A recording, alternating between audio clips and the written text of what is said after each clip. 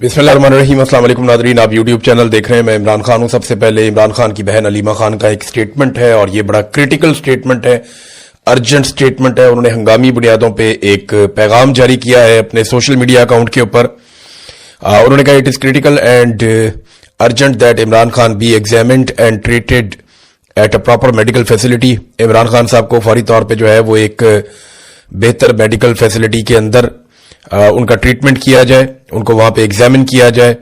और हमने रिकमेंडेशन दी है चीफ जस्टिस ऑफ पाकिस्तान को कि उन्हें अल-शिफा अस्पताल में जो है वो ले जाया जाए इस्लामाबाद में, और वहां जो स्पेशलिस्ट डॉक्टर हैं वो उनको चेक करें। ये एक्चुअली अंग्रेजी में मैं आपको ट्रांसलेट करके बता रहा हूं। और साथ उन्होंने कहा कि वहां पे जो सुपरविजन है वो होनी चाहिए उनके अपने जाती जो फिजिशियंस हैं, और उस वक्त उनकी फैमिली की प्रेजेंस भी वहां पे होनी चाहिए। ये मुतालबा उन्होंने एक मरतबा फिर दोहराया।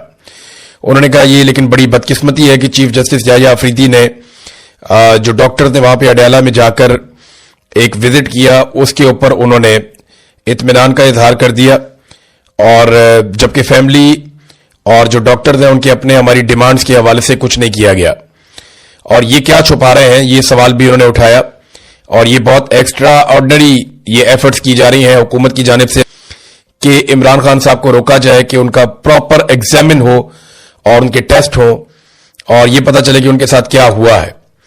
और वो डॉक्टर जिन पे इमरान खान साहब का एतमाद है और जो उनके अपने फैमिली के डॉक्टर हैं और जो खुद वो उनकी फैमिली है उनकी मौजूदगी में सारा कुछ हो, लेकिन इसको रोका जा रहा है। इससे बहुत सारे सवालात जन्म ले रहे हैं।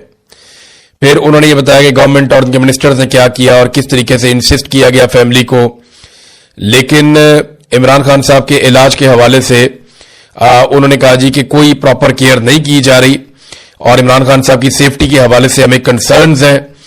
और काफी डिटेल के अंदर उन्होंने ये लिखा। फिर जो पिम्स के डॉक्टर्स गए, जो अल-शिफा के डॉक्टर्स गए, उसके बारे में लिखा। फिर ये भी बताया कि वुज़रा जो है वो गुमराह कन प्रोपेगेंडा कर रहे हैं कि फैमिली ने इमरान खान साहब के इलाज को रुकवाया या ताखीर की। ऐसा कुछ नहीं है, बल्कि हमारे साथ धोखा किया गया और एक रिपोर्ट और जमा करवा दी गई।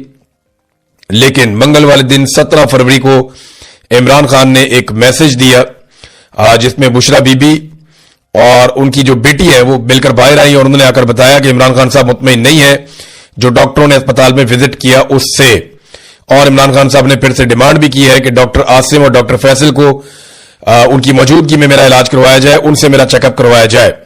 उन्होंने कहा हम रिजेक्ट करते हैं any medical report drawn up as a result of examination conducted in the absence of Imran Khan's personal physicians and family members। हम ऐसी हर मेडिकल रिपोर्ट को मुकम्मल तौर पे मुस्तरद करते हैं जो इमरान खान साहब की फैमिली और जाती मुआलिजीन की मौजूदगी के बगैर बनाई गई है। और साथ उन्होंने आखिर में एक मरतबा फिर कैपिटल वर्ड्स के अंदर लिखा और urgency is of the utmost importance, कि ये बहुत ही अहम और इंपॉर्टेंट मामला है और इसको फौरी तौर पे टैकल किया जाना चाहिए। अब ये उन्होंने किसको कहा, ना कोई और दुनिया में इनकी बात सुन रहा है। एक्चुअली अलीमा खानम ने ये पैगाम पूरी दुनिया की इंसानी हकूक की तंजीमों के लिए, दुनिया भर के मीडिया इदारों के लिए और दुनिया भर के उन लोगों के लिए जो इमरान खान साहब को सपोर्ट करते हैं उनके लिए जारी किया है और पूरी दुनिया को बताया है कि सिचुएशन क्या है। और पूरी सिचुएशन को चंद पैराग्राफ के अंदर लिखकर उन्होंने रिपोर्ट कर दिया है। इमरान खान साहब को अब अस्पताल के अंदर ले जाया जाएगा और उनको लाना पड़ेगा, क्योंकि जेल के अंदर जो ये इंजेक्शन लगने का अमल है ये बहुत मुश्किल है। ऐसा मुमकिन नहीं है कि जेल के अंदर ये बड़े आराम से हो जाए। ये इमरान खान साहब को अस्पताल ही लाना पड़ेगा और ये किस अस्पताल में लेकर जाएंगे इसके बारे में हम कुछ कह नहीं सकते। फैमिली जो है वो अल-शिफा इंटरनेशनल हॉस्पिटल इस्लामाबाद के बारे में बज़िद है, वो कहते हैं वहीं पे लेकर आए क्योंकि वहां पे सबसे ज्यादा फैसिलिटीज हैं। यानी अडयाला जेल के करीब जिस अस्पताल में सबसे ज्यादा सहूलतें हैं, जो सबसे शानदार हॉस्पिटल है इस किस्म के मामलात में, वो अल-शिफा इंटरनेशनल हॉस्पिटल है।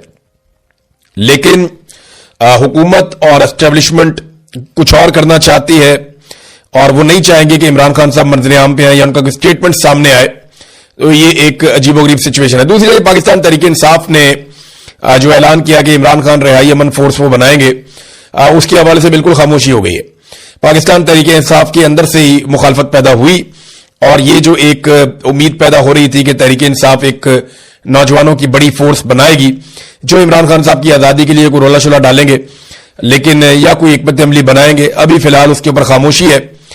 دیکھنا یہ ہے کہ ڈسکشن کے بعد یہ کام کیا جا سکتا ہے یا نہیں کیا جا سکتا, کیونکہ عمران خان صاحب کو رہا کروانے کے لیے فیصلہ تو سڑکوں پہ ہوگا عمران خان صاحب کہتے ہیں, یا پھر عمران خان صاحب کو اور ان کی فیملی کو ڈیل کرنی پڑے گی جس کے لیے عمران خان صاحب تیار نہیں ہے.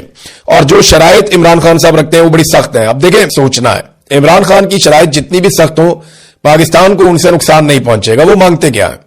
وہ کہتے ہیں اب فری اینڈ فیئر الیکشن آپ کروا دیں اور آپ ہر معاملے کی انکوائری کروائیں, یا آپ جوڈیشل کمیشن بنا دیں, چاہے 9 مئی ہے چاہے 26 نومبر ہے, جو واقعات بھی ہوئے ان کی اب تحقیقات پراپر طریقے سے کروا دیں انصاف اور قانون کے مطابق. عدالتوں پہ دباؤ ڈالنا چھوڑ دیں, بے گناہ لوگوں کی قید ختم کر دیں, اور یہ جو آپ نے مداخلت کی ہوئی ہے سیاست کے اندر, ہر چیز کے اندر یہ مداخلت ختم کر دیں. وہ یہ چیزیں پاکستان کو ڈیلیور کریں گی. طریقے سے پاکستان میں لگژری طیارے آ رہے ہیں. ان طیاروں کے بارے میں چند چیزیں آپ کو بتا دوں. ایک تو یہ بہت تیز طیارے ہیں, یہ بڑے لمبے ٹریول کر سکتے ہیں, یعنی یہ طیارے تو چھوٹے ہیں لیکن یہ بڑا لمبا سفر کر سکتے ہیں. بعض طیارے ایسے ہوتے ہیں ان کو بار بار فیولنگ کی ضرورت پڑتی ہے, یہ ان معاملات سے آگے کے طیارے ہیں.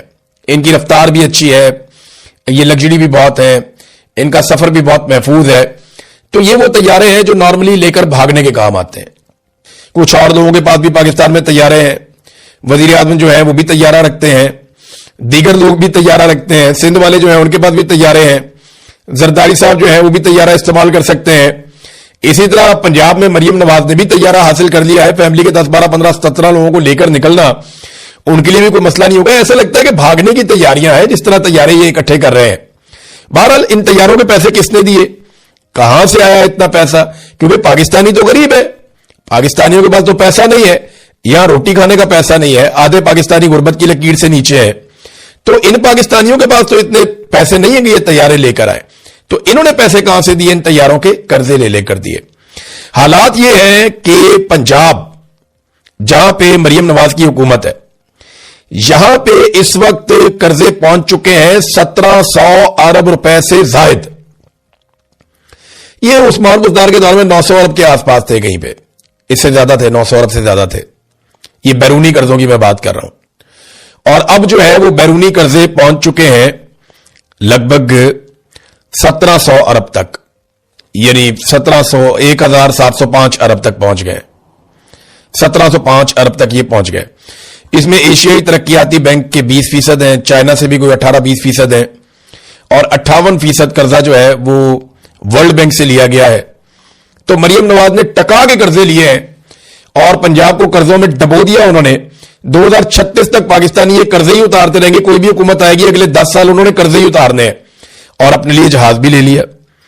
ان قرضوں سے انہوں نے سیلاب متاثرین کے گھر نہیں بنائے, ان قرضوں سے انہوں نے گٹروں کے ڈھکن نہیں لگائے, ان قرضوں سے انہوں نے غریب آدمی کو ایجوکیشن نہیں دی, ہیلتھ نہیں دی, بلکہ وہ جو ہیلتھ کارڈ تھا وہ بھی ان سے واپس لے لیا.